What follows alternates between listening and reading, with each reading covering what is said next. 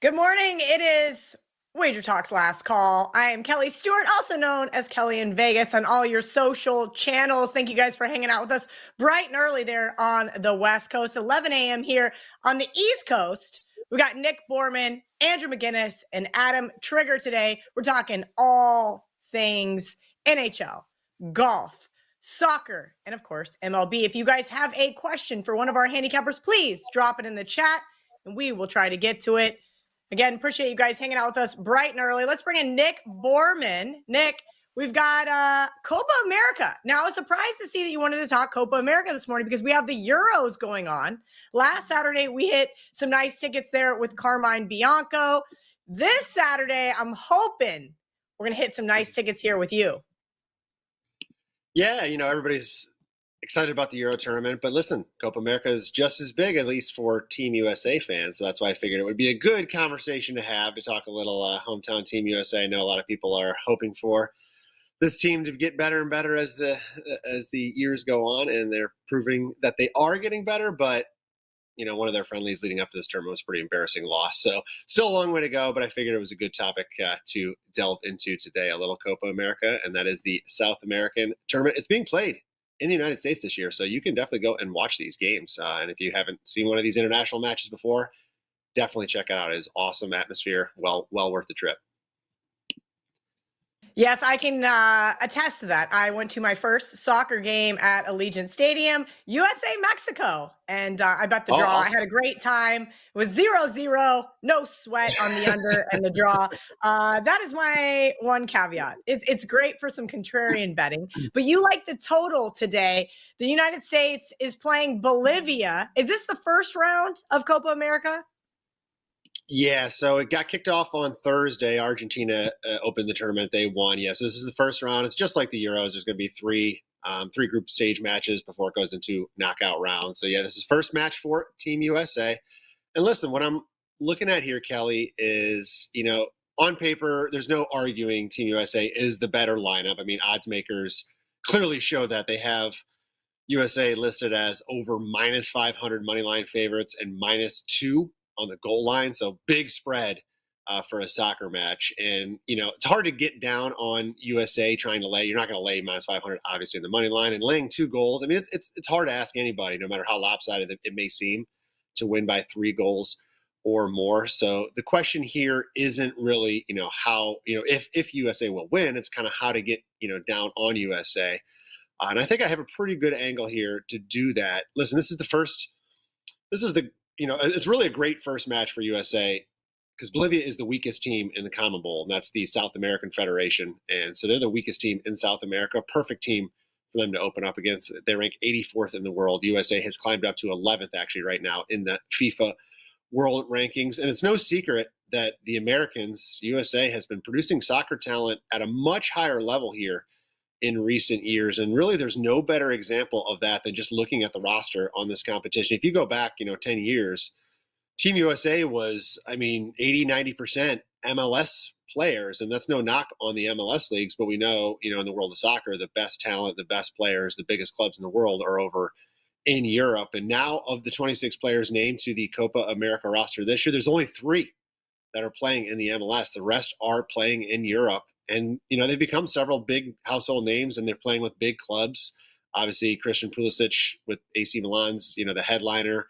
Weston McKennie on Juventus. Tim Way on Juventus. Gio Reyna, who was a great young player, was with Dortmund. Now he's with Nottingham Forest. So there's a lot of talent on this USA team. And, it's, again, you lay out the lineups compared to Bolivia, it's very lopsided as far as Team USA goes. But, the game's not played on paper. It's played on the field. And, Bolivia, I don't want to say they can be a tricky team, but if you take them for granted or you look past them, you could get caught.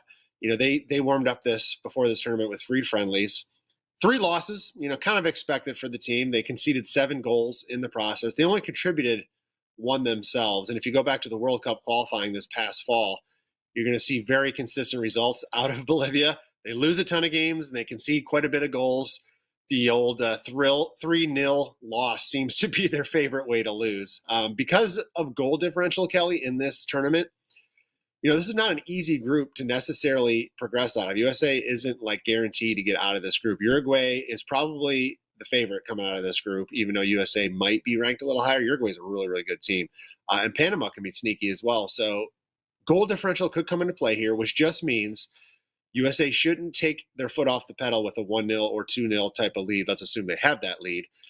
So I like the angle that USA is going to keep pushing. I like the angle that Bolivia's defense stinks. No matter what you're doing, they're just going to concede goals. So the way I'm looking here, Kelly, is if you get on USA to win the match and you parlay that with over 2.5 goals, we can bring that price down to minus 140. So we're looking for USA to win and over 2.5 goals. I think minus 140 is a fair price. 3-0 seems very likely. Listen, if Bolivia gets on the board, this thing is going to have a very, I think, easy way to cash. But USA could do all the damage themselves in this one. But I like USA to open with a win. Not a huge fan of laying the goal line or the money line spread. So I like this combo as a good way for their first match. I would agree. We cannot lay the chalk here with the United States. But if you're looking for some action for the hometown team, this seems like the way to go. If you guys have a Copa America question, a Euro question, or a golf question for Nick, drop it in the chat. If you have a CFL question or a baseball question, you can drop those as well, and we'll get to them when Andrew or Adam come on. But really quickly, Nick, before we get into your golf play, can you please tell me what you have going on over at WagerTalk.com? Yeah, of course. MLS, obviously Euros and Copa America, as we're talking about it right now, getting all the fanfare. But MLS is my bread and butter. Number one again this season, hitting 63% and up over 43 units. This is going for 6 straight winning seasons right now, Kelly. So off to a great start. We're about at the halfway point right now. Got a 3-pack going Saturday night in the MLS, and you can get 30 days of MLS action for just $99, or you can get 30 days of MLS and golf for $149. So good promos going on, both available right now at my page at WagerTalk. All right, the Travelers Championship started on Thursday. It's been kind of an interesting round, a couple of rounds of golf so far, but you have a play for us here at during round 3. Tees off 1:20 Eastern. So current lineup, as you guys can see right now, Tom Kim is just absolutely crushing kind of out of nowhere. I actually considered putting him in my Splash Sports lineup because, well, I was running out of players.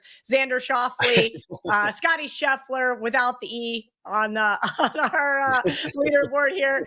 And Batia, do I ever say that right? Andy Lang and I go over that a lot, where I screw up and butcher golfers' names. Talk to me about round 3 and who you like here this weekend, Nick. Yeah, I mean, listen, there's a couple different ways to get down on round betting when it comes to golf. You can do matchups, and what's tough about all round plays is every book's different. Even between just FanDuel and DraftKings, they're going to offer different matchups. So you just got to really look around and find one that you like. If you see something, it's not going to be available every single spot.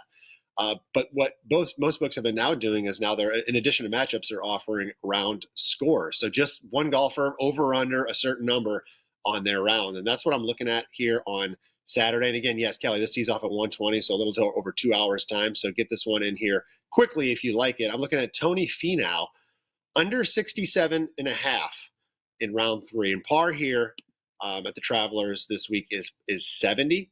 So this is 3 under par. And I took this exact same bet on Friday. It cashed on the number. He shot exactly 67, so he beat it by the hook. I like it again Saturday. Even though I guess we'll say he eked it out as far as actually cashing the bet, he really played very, very well. And what I liked, he played very steady. He made 1 eagle, 1 birdie, 16 pars. The guy didn't make any bogeys. And I love that for a score, to go low. If you're going to go low, it starts with, I like to call it defensive golf. Don't make mistakes. Avoid the big numbers, avoid those bogeys, and then you can go low. If you're giving yourself that many opportunities, it was very easy to look back at his round and go, you know what, he could have been 4, 5, 6 under par because he had a couple other really good birdie looks that he just was unable to convert. So as long as he's giving himself that many chances pretty consistently and he's avoiding those bogeys, I love the score again. He ranks second this week in the field in strokes gained approach. So that means he's flushing his irons very, very well. So as long as he continues to do that, he's going to hit a lot of greens. He's going to give himself those birdie opportunities. And again, I think the floor for him, if he continues to hit his irons well, the floor every single hole is par. I just don't see him making maybe one, but not many bogeys. Finau, the most interesting thing about Finau this week is normally his driver is very, very good. He's actually lost strokes off the tee so far for the first 2 rounds, which is rare. And if you look back at his results over the last year, he's lost strokes off the tee just 3 times in his last 22 events. So all that tells me is, he's due for a round where he just stripes driver, whether that's today, whether that's Sunday, or both. It's rare to see him over the course of 4 rounds lose strokes off the tee. So I feel like he's probably going to get his driver back in a groove over the weekend. If that happens on Saturday and he's still hitting his irons as well as he has been, and again, this guy ranks 3rd actually in strokes gained approach on the year. So it is no fluke that he ranks 2nd this week. So he gets his driver going and he keeps hitting those irons well. I don't think 67.5 is I think he could get down into 65, 64 and look at a 5, 6, 7 under round, because those rounds are out there in this tournament. If you look at some of the round scores, you're seeing 8 unders, as you mentioned with Tom Kim. You're seeing 7 unders, 6 unders. So the books opened all round 1 bets at 68.5 on most guys. I was quick to hit the unders on a lot of those because this tournament usually plays low. Everything's been pushed to 67 or 66.5 for round 2 and round 3. So I like it again here, Kelly. I think Tony's going to play well on Saturday, hoping to cash at least 3 under par with Finau in round 3. Love that. I'll be looking for Tony under and maybe Tony in some matchups, depending on where you guys like to shop. All right, we have a question from Abby Jackson. Before we let Nick go, fan of the show. I love Abby. She used to come on The Hustle. She's always here on Saturdays. Thoughts on Portugal over 5.5 shots on goal versus Turkey this afternoon? Now, this one kicks off in about 45 minutes or so. I don't know. Sometimes these over, because a shot is worth a lot as far as juice goes in soccer, because there's not, 4 to 5 is a big difference. So let's just assume it's minus 110 odds. I don't know if it's like minus 140 or minus 150 or something like that, but let's assume it's minus 110 odds. I think it's pretty good. You got to imagine Portugal's going to control possession over Turkey. That means they're going to force the issue. They're going to get in the defensive third more often than Turkey is. They're going to get behind that, that back line. So getting in the corners will help get shots on goals. You get those headers in, you get that kind of stuff. So 5.5, I don't think is a number you should avoid. I do like 5.5. I think you can get over that total here. Scoring the goals is another thing, but I like 5.5. And it's interesting. The closer the match is, meaning if Turkey and Portugal stay close, the more likely these shots go over, because Portugal is going to start to feel the heat and try to really put on the pressure, because these are games they should be winning, and if they're not, then they're going to be in trouble. So if this game's close, this thing should have no problem going over. The only worry is if they go up 2-0, 3-0 quickly, take their foot off the pedal a little bit, but I don't see that happening. So I like the over. All right, Nick Borrman, one of my favorite guys for golf and, of course, soccer over at WagerTalk.com. Thank you for your contribution on this beautiful Saturday morning. Tony Finau under 6.5 or 67.5, for round 3 in the Travelers. And then also the United States parlayed with the over 2.5 over Bolivia. So let's bring in Andrew McInnis because, well, even though I'm doing a countdown to football season, it's technically football season in Canada. What's up, Kelly? Good to be here with you. Andrew, always a pleasure. CFL, how's our season going so far? Profitable through 2 weeks. We're always hard on ourselves. You always want to be better, but big play today. A big play. You got to hit the big ones. Hitting around 63% over the last 2 years on plays 4 and 5%, and on an 11-3 run right now with my 5% CFL plays, of course, dating back to last season. So hit a free play yesterday, which I was super excited about. It didn't end up making the client card, but I took the under on the highest total on the board. I had under 51.5. Game landed on 50. When that stuff happens, it makes you feel good, because I know it might not have been the most smooth win, but a win's a win, and I felt happy about hitting that one. Yeah, those are always nice when, especially late in the game, you're going, all right, can I just get one to go my way? So glad you got to catch the free play for the clients. All right, we're going to also talk some NHL. So if you have a CFL or NHL question for Andrew today, drop it in the chat and we will get that answered for you guys. But first, let's talk about your CFL play here, Andrew, before we get into Game 7. You want to talk about the Elks and the Agronauts and why you like the total. Yeah, Kelly, I've been focusing a lot more on unders this season in the CFL. I notice a lot in this Canadian Football League. To start the season off, you pretty much see underdogs hit and unders hit. But we did see some overs hit earlier, and I'm going to take this over as well, over 49.5. Elks and Argos. A lot of things add up here in this matchup, one of them being the Argonauts off a bye week. And I get it. The season just started. People might think, well, why would a bye week really matter too much? Well, it's another week for them to get accustomed to their new quarterback. There was so much made about this Toronto Argos team, how they would fare without Chad Kelly. Chad Kelly, of course, serving a 9-game suspension. Well, the Argos opened up against the BC Lions in week 1 as plus 7.5 underdogs. They ended up winning that game outright by 8 points. It goes to show that there was being way too much talked about with the quarterback situation, and Cameron Dukes is most certainly serviceable with the talent on this roster here for the Argos. And of course, you look at the Elks, a team that I think is not really going to win a lot more games than they did last year, but they're going to be involved in a lot more exciting games than they did last year. When I look at this offense, I really think it's improved. Over the offseason, they went and picked up a couple new receivers, a new running back, a new quarterback. McLeod Bethel-Thompson was playing in the USFL. He came back, and he's actually playing his former team in Toronto here this afternoon or this evening. So to me, when I look at this matchup, we've got an Edmonton team that's played Montreal, and they've played Saskatchewan. They gave up 29 points against Saskatchewan in week 1, and they gave up a ton of points against Montreal as well, but I'm not 100% concerned about how many they give up against Montreal, because Montreal is kind of a team that wins off defense, so they're great, but they're not really going to run the score up on you too much. And Toronto was involved in an absolute shootout against the BC Lions in week 1. Again, I think that when you look at this Argonauts team from a totals perspective, if Chad Kelly was the quarterback for Toronto in this game tonight, we probably see a 51 or 52 as the total. And I think that more than any other league, we're seeing so many changes and so many overreactions to the number because of who the quarterback is. I think that one thing about Toronto in the offseason, they did lose a few defensive pieces, will make some games go over this season that compared to last year. They went under a lot. And this Edmonton team, they're just so sloppy. They're constantly making mistakes, but they have that kind of vibe to them, Kelly, where I feel like even if they're down 10, 20 points or they're up 10, 20 points, they're going to be that team that continues to strive, continues to try and score points through 4 quarters. And that's what you want with a total. So I'm going to go over 49.5, Edmonton and Toronto. All right, we're going to take the over there tonight in Toronto. Andrew, we're going to talk about Game 7, but first I wanted to give a shout out to our production team. We are now on Rumble. WagerTalk TV, of course, is our name on that platform. We know, well, can't say why we're on Rumble, and I'm sure YouTube is going to censor us for doing so. But we're on Rumble now, guys, so if you prefer that platform, you can head over there and check out WagerTalk TV.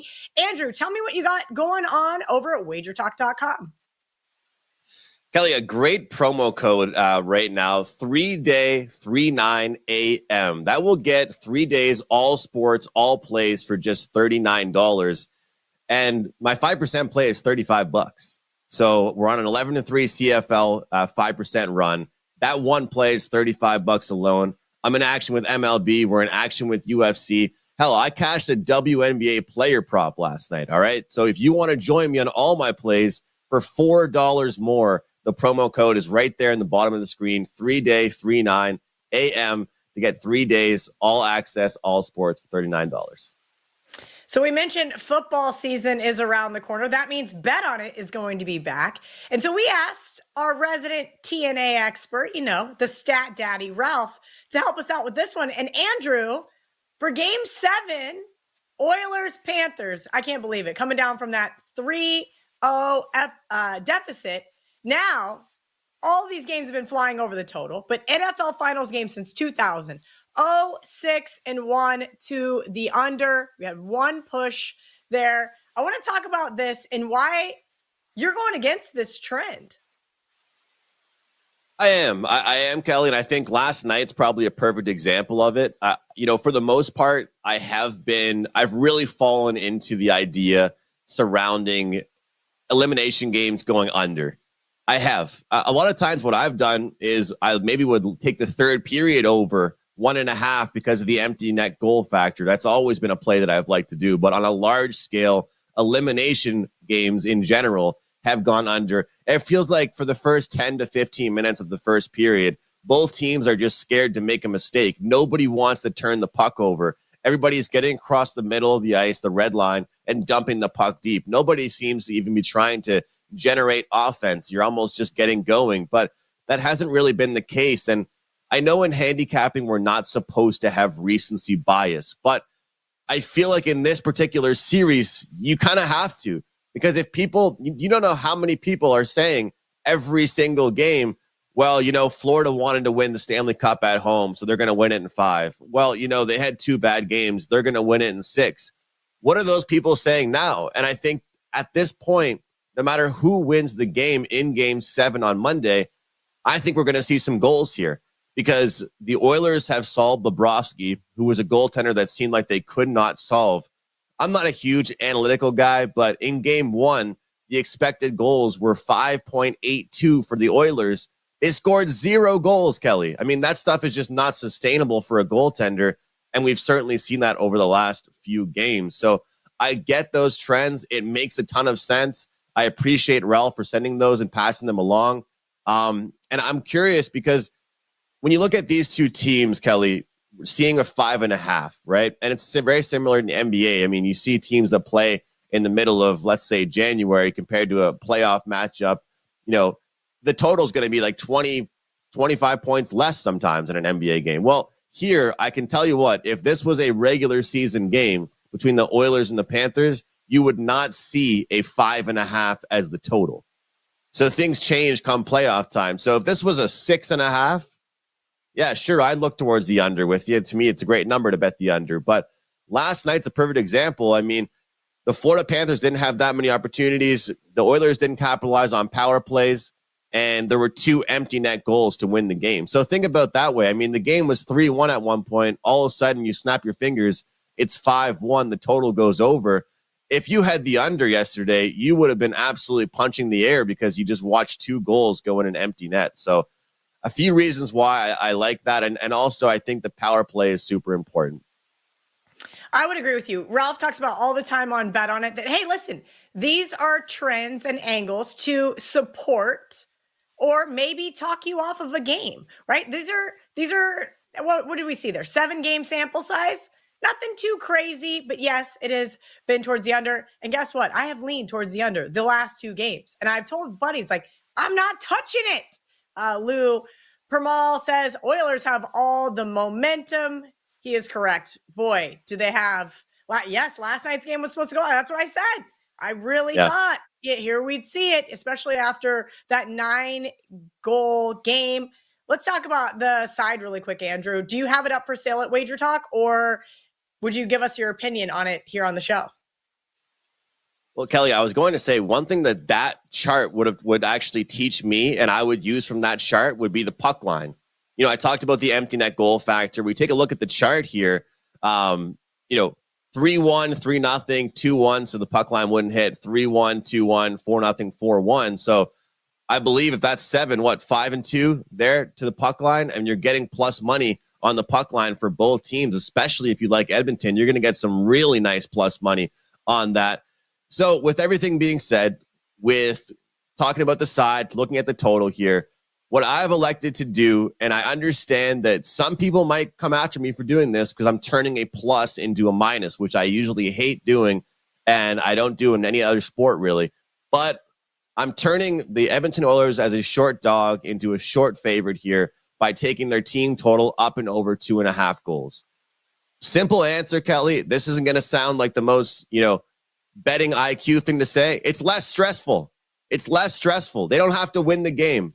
They do not have to win the game to get me 3 goals. The last 3 games, they have scored at least 3 goals. Their offense has come to life. They've had a goal from the 4th line, a goal from the 3rd line. In yesterday's game, Connor McDavid didn't have 1 shot, didn't have 1 assist, no goals, and they scored 5 goals. If that doesn't tell you this Oilers team is different from years in the past, I don't know what does, because everybody thinks that McDavid carries this team and Draisaitl carries this team. Draisaitl has not scored 1 goal in this series. To me, that's crazy that they're in Game 7 and their second best player hasn't scored a goal all series. Only in hockey will you see that happen? And again, you talk about momentum. Is that word overthrown? Is that word overused? Well, I think they've certainly solved Bobrovsky. Whether or not Florida wins or not, because guess what? They still have an opportunity to win the Stanley Cup. They put themselves in a spot where as long as they went 3-1 in their next 4 games, or 1-3, they still would win. So they still could win the game, but I see goals, and I see the Oilers coming out and getting production from a full lineup, not just a few guys. So with that being said, I'm on the over 2.5 goals for the Edmonton Oilers. And Kelly, obviously, I think I am cheering for the Oilers, but this to me is the best bet to make for this Oilers team because it takes the winner completely out of the picture. I'm just taking them to reach the 3-goal mark, and then we're good. Shocker, Adam Trigger is late to come on and talk MLB. We'll get him on here shortly. I'm kidding. He still has about 90 seconds. So that means we get 90 more seconds of Andrew McInnis. Andrew, any other opinions in the CFL? We actually might have had a question I skipped. Let me open back up the YouTube channel. Any takes on the Riders-Cats game tomorrow? Jerbaka wants to know. Good question. Yeah. So, Kelly, this is something I've done a lot in the CFL, and more than any other league, really, you see home and homes in the CFL. There's only 9 teams in the league, right? So here we are, only in week 3, and you've got Saskatchewan and Hamilton playing a back-to-back against each other. They played in Hamilton last week. They're playing in Saskatchewan this week. This might sound so simple, and I don't do it in every example, but I kind of like taking the opposite of whatever happened in the first game in the second meeting. And a lot of it's because the market overreacting. It's because the public overreacting. And in general, especially with totals, you see a huge overreaction. Like I haven't seen one person on social media that likes the under in that game besides me. And for the second time, I'm taking the second highest total on the board, under. I mean, this is a game where you can get 50.5. You can get some 51s out there.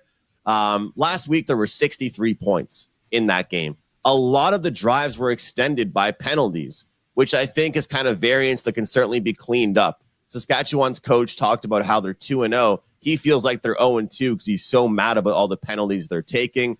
I also read a lot of quotes about the run game being really important for both teams in that one. So I expect more field goals, less 60, 70-yard huge plays from both teams. I think the under is a really good play. And one thing I wanted to mention, Kelly, before I sign off with you, because player props are a big thing that I do at WagerTalk.com, and CFL player props are available everywhere. When I first started doing CFL at WagerTalk, player props weren't really there with the CFL. But I got to say, pretty much, here's my tidbit for anybody with CFL player props right now. Bet the over on rushing yards for a running back that's facing the Edmonton Elks. That running back today is Kadeem Carey for the Toronto Argos. Kadeem Carey over 69.5 rushing yards. It seems to me that anybody that plays against the Elks is going to absolutely run all over them. The Elks' pass defense isn't bad, but their rush defense is abysmal. Walter Fletcher had one run last week for 70 yards. He would have cashed this prop on just one run. So that's one play to close things up for me, Cal. Thank you to Andrew at McInnis Picks on social channels. I haven't heard if Trig is here yet, so we are going to do a shameless plug because why not? Andrew mentioned shopping around. Always shop around on the WagerTalk.com/odds. Best free odds screen in the business.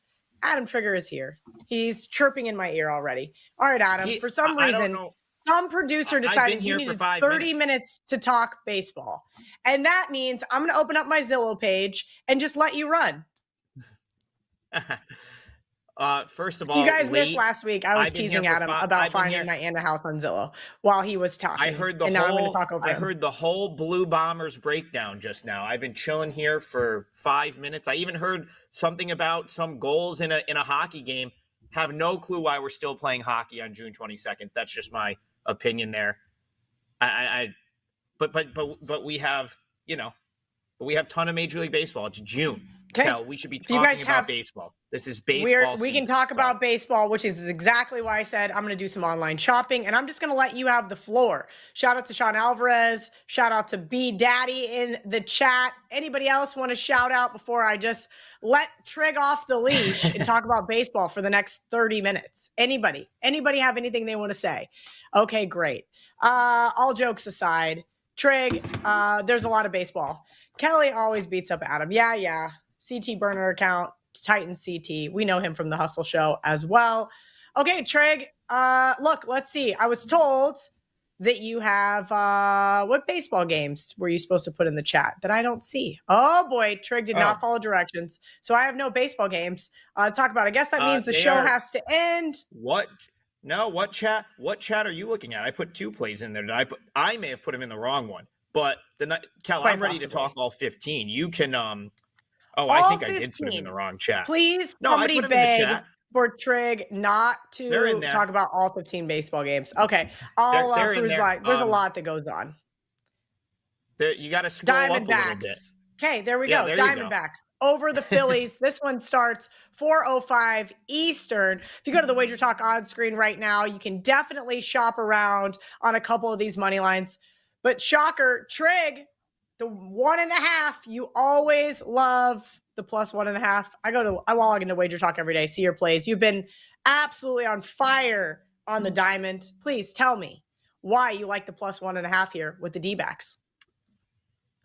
So I did a video on this game yesterday on WagerTalk TV. It was up as a standalone video where I talked about Arizona being a live underdog, and that's the way I would bet that game. They ended up winning 5-4. In a rematch of last year's NLCS. So, of course, this is the same ballpark that they went in and won Game 6 and Game 7 to upset the Phillies and get to the World Series. And then they come right back to the scene of the crime in the first meeting since, and they win that game as an underdog. So the reason I bring up yesterday's game is because, I think that there's a lot of similarities between Jordan Montgomery, who pitched yesterday and gave the Phillies some trouble, and Tommy Henry, who's going to pitch tonight. Now, we'll start by going with. Sorry, I had my bad. I just tripped myself up. I was reading the wrong notes, but I got it all in my head. So, reason I want to look at this game: Jordan Montgomery last night, left-handed pitcher that has really good splits against left-handed batters. I thought that it would sort of mess up the Phillies' lineup construction a little bit. And it did just that. Their big bats from the left side, Kyle Schwarber, Bryce Harper, Bryson Stott, Marsh. Schwarber went 1 for 4. I think he had a base hit, no RBIs. Harper, the same thing. He had that double. Don't think he drove any runs in. And then Stott and Marsh weren't even in the lineup, and I believe they went a combined 0 for 3, in pinch hitting and then coming into the game. So, Montgomery was a guy putting a lot of guys on base. He didn't go into last night's start pitching particularly well, but he gave he hit the lefty, gave the Phillies trouble, and Tommy Henry's a lot like him.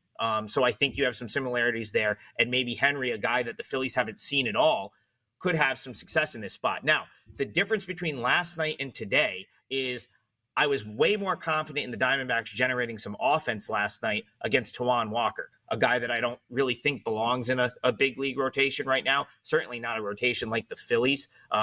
He's definitely one of the weaker links there. I think he showed that again last night. This is a big difference. Zach Wheeler has been one of the best pitchers in the league all year. Now, he did get roughed up yesterday, roughed up in his last start against the Orioles. 8 runs on 9 hits and just 4 1/3. So maybe he bounces back. But still, the Diamondbacks are hitting the ball. There's this narrative that they crush left-handed pitching, but they still hit right-handed pitching excellent. And with Jock Peterson in the platoon in there against right-handed pitching, he raised his OPS from 914 to 935, which I think is now top 3 in the NL with a 2 for 4 game and a home run last night. He's given them a massive boost against right-handed pitching. So what does all this mean here? Well, here you've got a similar pitching situation for the Diamondbacks. They're coming off of a win, but now instead of Tawan Walker, it's Zach Wheeler, a much better starting pitcher. Is it worth the run? Because that's essentially the trade-off. Yesterday we were talking about Diamondbacks playing them as a plus 115 underdog. They won the game. Today, I'd be looking at the plus 1.5. But a couple reasons I like that, Kelly. One, I always like it with the road team when I can get it. Of course, you kind of get the extra at bat to get it done. The only way the Phillies are batting in the ninth inning, in the bottom of the ninth, is if they're tied or trailing, in which case I think even you, who doesn't like to bet baseball, would be like, you know what, give me plus 1.5 in that scenario. The other reason I like it, you're getting plus money. So very rarely do you get a quality team like the Diamondbacks plus 1.5 on the road and not have to lay juice to back it. Here you get plus 1.5, plus 105, entirely because Zach Wheeler's on the mound for the Phillies. I think Corbin Carroll's going to start to hit better. He's only hitting 215. You have to think his batting average starts to rise. If it does, that certainly helps against right-handed pitching. Diamondbacks are a good baseball team. They're now 13-6 in the month of June. They're one of the hottest teams in the league right now, and I continue to ride them. Diamondbacks plus 1.5 and plus money seems like a pretty solid move here. I would like to clarify something. I never said I didn't like to bet baseball. I bet Dave Koken's baseball. I've been tailing Trig on this hot streak. So first of all, I have no qualms about betting baseball. I don't like to watch it on TV, and I don't like their bullpens, and I don't like personally handicapping it. So yes, I do bet baseball. Just I know you're busy with lax lately. Issues. I know you're a big lacrosse girl. We've been doing well with lacrosse. I'm sorry, you're a fucking hater. Oops, can't say that on YouTube. Make sure you guys go to WagerTalk TV on Rumble, where I'm allowed to drop F-bombs. Adam, do you know, Team Cat Whisper wants to know, Gurriel and Perdomo will be back. They both left yesterday's game with injuries. I don't know. I'll have to see a lineup. And this brings me to, why I have nothing up on my page at this point. I like waiting on Saturdays and Sundays to bet baseball. It's just, you get rotated lineups. If guys are going to get days off, it's typically in these Saturday and Sunday day games. So I like to see a lineup. In this case, I don't think it matters a ton because they're not like Arizona. I think 1 through whatever you have 13 guys, 13 position players on that roster right now. I don't think, the guys that would concern me being out would be like a Kettle Marte. Not seeing Jock in there against a right-handed pitcher would be, I would stay far away from that because he's on fire against right-handed pitching. But yeah, those two, Perdomo was out for a considerable amount of time, so he's really still trying to kind of fit back into the team. I wouldn't be that concerned if either of those are in the lineup, and I don't think either move the needle that much. So, irrelevant to me if either of those two play today. All right, Adam, Trigger, you have some chalk in this next game. Mariners are playing the lowly Marlins. Talk to me about why you think they're worth laying minus 170. Yeah, that's creeping up there. I think, although I do think it continues to probably climb. So I don't think minus 170 is horrible if you like this game. Really a fade of the Marlins being one of the worst teams in baseball. And I'll talk about, some of their metrics in a second. And then Sean Anderson, a guy that spent half the season in Korea last year, the other half in AAA with the Phillies, and then, kind of started strong in AAA this year. But I don't think his stuff really translates to the big league level. I think we've seen a couple of instances at this point. So it does feel like a spot to me where the Mariners, maybe get right after losing 3 straight. They've been scuffling on this road trip. They lost 2 of 3 in Cleveland. They come out and get walked off last night for a 3rd straight loss. But this Mariners team with their pitching is as good as you're going to find in big league baseball. They have elite starting pitching. They have elite pitching depth. If they can muster up some offense, this is a team that I think could be a big time sleeper in the league this year in terms of like making a deep run and being there, in an ALDS or ALCS series because their pitching is that good. So I think the Mariners, just based on how elite their pitching is, they're going to have success this year, and they're probably going to have some success in this series against a Marlins offense that's probably, there's some bad lineups in this league. We could, split hairs here, but if the Marlins, without a doubt, are like a bottom 3 or 4 offense in the league right now. And in June, they've actually been the worst by a handful of metrics. Their 48 runs scored in this month so far, Kelly, is by far the worst in Major League Baseball. And, you could make the point that the Mariners aren't very good offensively either right now. They have the lowest team batting average in April, but this is always a Mariners team. Just the makeup of this team, they've always kind of got a lower batting average, rely on pitching, rely on slugging. So I'm less concerned about that than I am the Marlins just straight up not scoring runs. We talked about juiced up, VIG -170. Logan Gilbert is an elite starting pitcher right now. There's not many instances where you're going to get Logan Gilbert at what I consider to be a little bit of a watered down price. I make him more like -200 here because, again, he's up against one of the worst offenses, and he is as good of a starter as you're going to find in the league at this point. A sub-1 whip, almost unheard of at this point in the season for a starting pitcher that's made all of his starts. ERA's below 3. Those are elite numbers. Comes off of 8 innings of shutout ball against the Rangers. He's looked the part. He's a guy that I've talked about, for years now. Since being called up a few years ago, I always thought he could be a front end ace, Cy Young caliber pitcher, and he's done nothing but trend toward that, throughout his career. And it looks like this could be, kind of the big time breakout career year for him if he's going to maintain this pace that he's currently on. So, without a doubt, you're getting the better starter. On the other side, I already mentioned Anderson. He's a guy, he didn't really have success in Korea. He was out after half of a season with the Kia Tigers. He's been good at the AAA level, like surprisingly good. Even earlier this year, 2.51 ERA, 1.08 WHIP, split time between Round Rock and Jacksonville. He was recently traded to the Marlins organization. But if you go look at any time he's been called up from 2021 until now, he's had zero success at the major league level. Was roughed up in a relief outing for the Rangers earlier this year. And then in his first start with the Marlins, just obliterated by the Nationals. So if the Mariners can I don't know if he'll get crushed and be out by the second inning here, but if the Mariners can get any offense going in this game against a guy that's really a AAA pitcher at best, in my opinion, they should be able to find a way to snap this losing streak. So yeah, it was a little juiced up, but -170 with the Mariners. If you can find maybe we'll be able to find something to pair it with.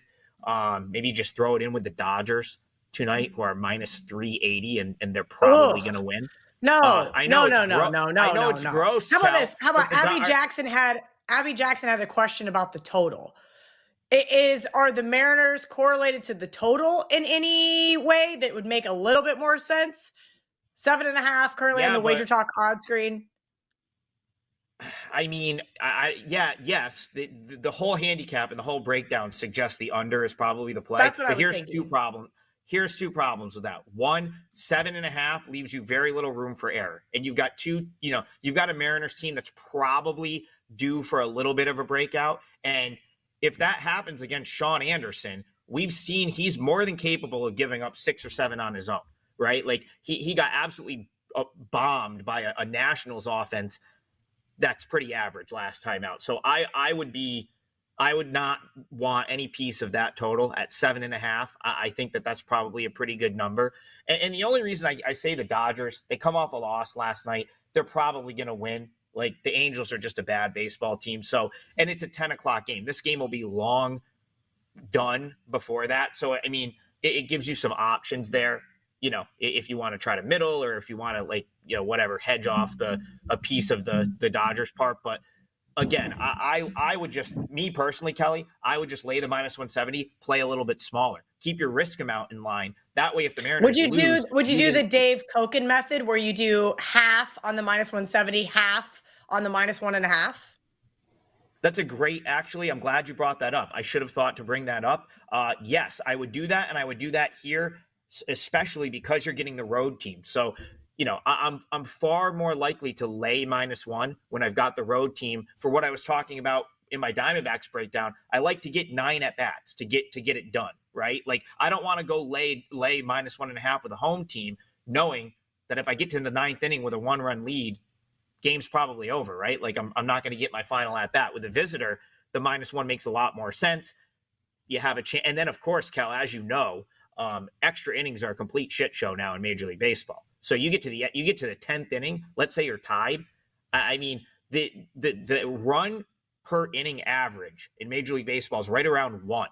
In extra innings, it goes to like 3 because of the ghost runner on second. So anytime you can get a -1.5 with the visitors, or a -1 with the visitors, you have way more outs than like with the home team. So yeah, I don't hate that splitting it, run line, money line, going with a -1 here on the Mariners.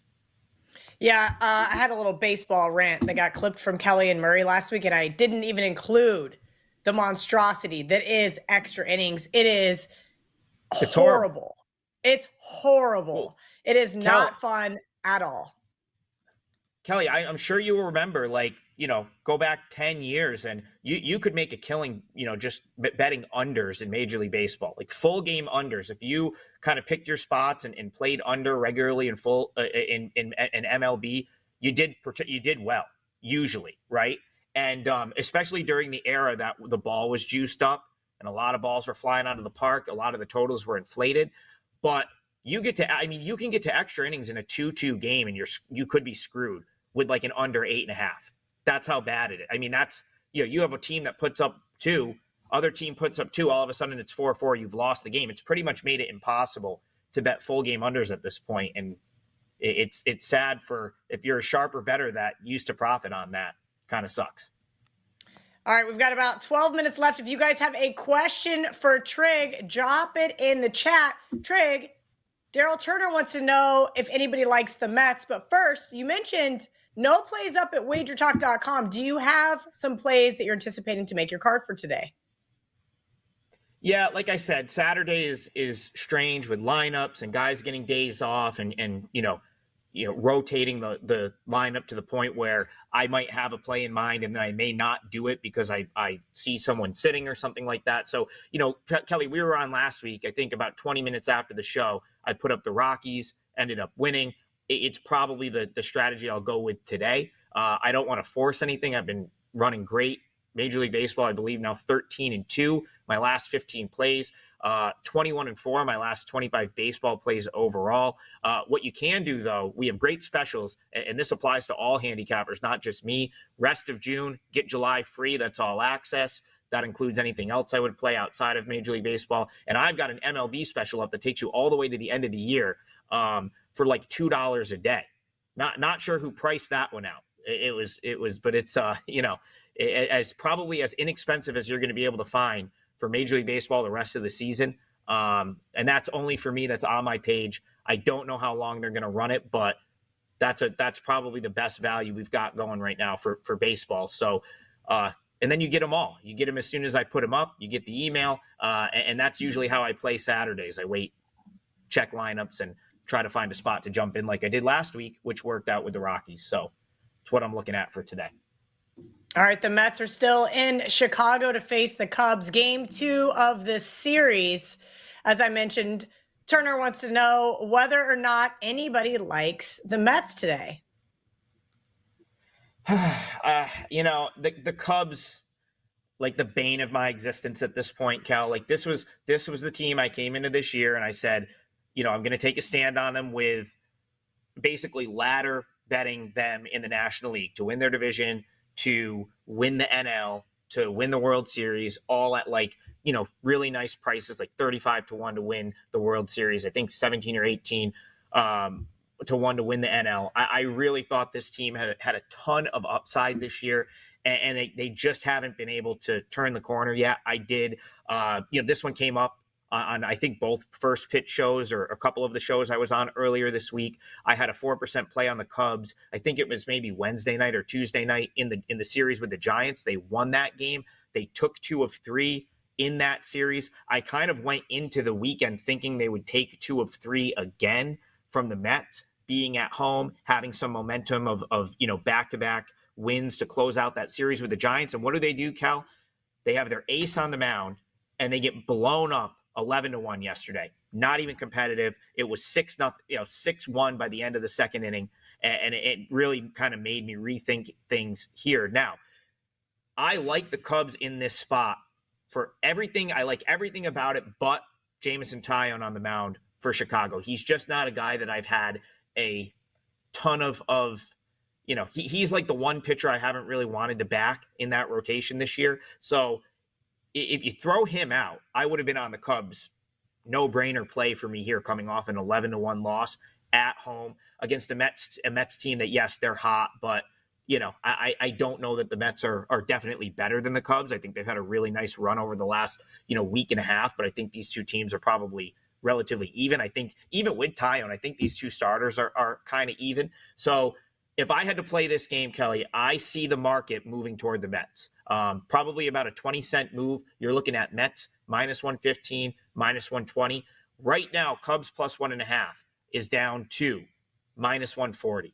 I think if you could find like Cubs plus 1.5, minus 135, minus 130, like just assuming that from now until first pitch at 2:00, the Mets continue to steam, I would play back at the market there and I would take Cubs plus 1.5.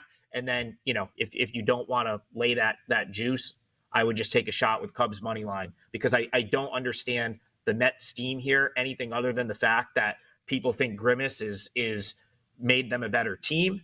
Or the fact that they just lost 11-1 yesterday. But if you throw those two things out, which is, both small sample size stuff, I still think these are evenly matched teams. And I still lean toward the Cubs being, having the bigger upside. And of course they're at Wrigley. So I would take the Cubs here.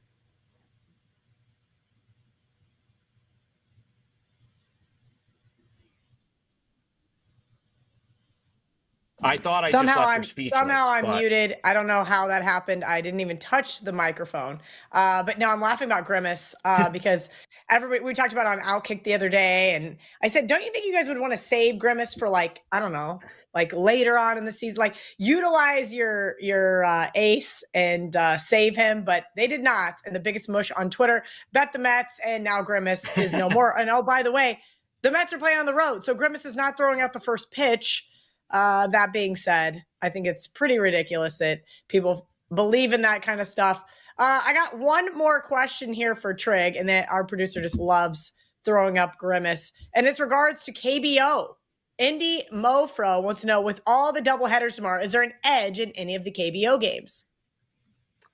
Yeah, there always is. That's the thing. Like when and the tough part is, so there's always doubleheader edges when the KBO decides to do doubleheaders, which they're doing tomorrow. There's almost always going to be an edge. The tough part is going to be trying to determine who's pitching in game 2 of the respective games, and then actually finding places to get down on it. Because what'll happen oftentimes at most of these books is you'll get a game 1. So these are true doubleheaders. So it's almost like, game starts at 1 a.m. Eastern or whatever. It's like a 2:00 game out in Korea, and game ends, and within 30 minutes or so, the next one starts. So it's, some books will offer it. I think Bet365 is really good about offering the game 2s, but a lot of your local to offshore type books won't.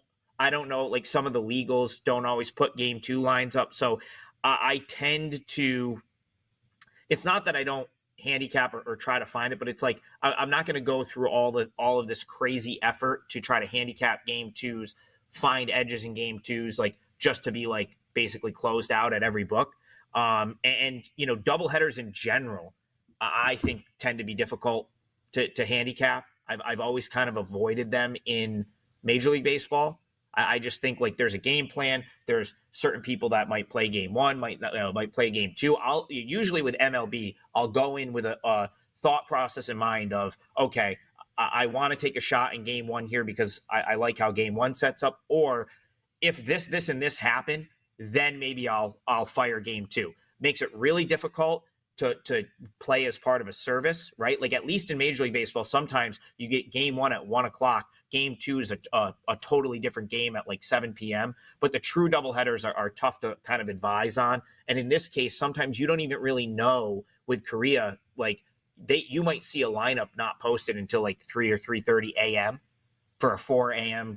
Eastern start. So yeah, to answer the question, there's definitely an edge. If you can dig up info on like who those game 2 starters are going to be, and the books don't think that it's going to be like one of the aces, and it is, you'll always find value. But I've just never had a ton of luck with the doubleheaders, so I typically stay away from them. All right. His name is Adam Trigger. He goes by @TopFlightSI on his Twitter page. Adam, let everybody know what they can expect buying your second half of the baseball season package. If you've already started your college football work? Yeah, so I've definitely started my college football work. Kelly, I'm taking, well, I guess it's a page out of your book and a little bit CT's, but I know you guys are immersed in college football, but for me, I'm sort of all in on the ACC this year, and I feel like there's so much going on with college football and so many teams, and then college basketball starts in November, and I'm trying to stay tuned in there. Then I'm gonna like shrink college football down for myself this year and really focus on the ACC for a couple of reasons. One, I live in an ACC market. I get good Syracuse info. I'm 25 minutes from the Dome. I'll probably go to every home game this year.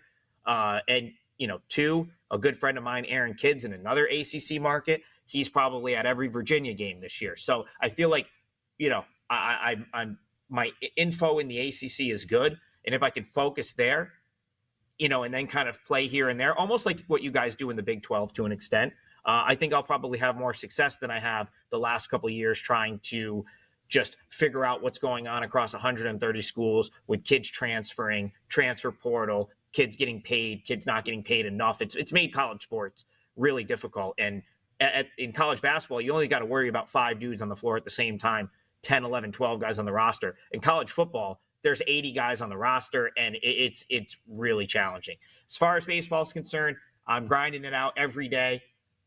13-2 my last 15 plays. We're finally really sort of getting some traction, after a little bit of a slow start in April and into May. So I'm very excited about that. And I don't stop with baseball. September's going to roll around. I don't take off. I know some guys do. That's not me. I'm going to grind this out right through the World Series. So you'll get everything I've got from now until that very last pitch at some point late October. And hopefully we keep rolling right through the end of the year. Awesome stuff from Adam. Make sure you guys are giving him a follow at Top Flight SI on Twitter. Guys, I'm Kelly Stewart. Kelly in Vegas. We'll be back here next Saturday before I go to the Tampa Bay Rays Nationals games for a Viva Seltzer event. It's going to be great.